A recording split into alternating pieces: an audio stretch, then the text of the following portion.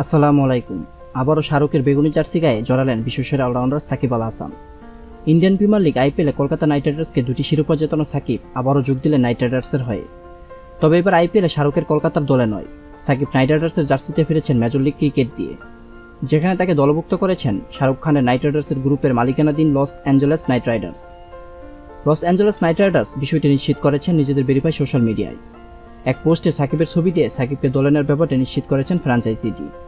Los Angeles night Riders লিখেন, আন্তর্জাতিক sign alert, ইউএসএতে 2024 major league ক্রিকেটে লা নাইট রাইডার্সের জন্য সাকিব আল হাসান যোগদান করেছেন। সাথে জুড়ে দেন, শীঘ্রই দেখা হচ্ছে সাকিব। আইপিএলে শাহরুখের কলকাতার হয়ে দুটি শিরোপা জয়ের রেকর্ড আছে সাকিবের। অলরাউন্ডার নৈপুণ্যে সে আসরগুলোতে সাকিব রেখেছিলেন বিশেষ অবদান। এবার আসন্ন 2024 আইপিএল থেকে সাকিব নিজের নাম প্রত্যাহার করে নিয়েছিলেন।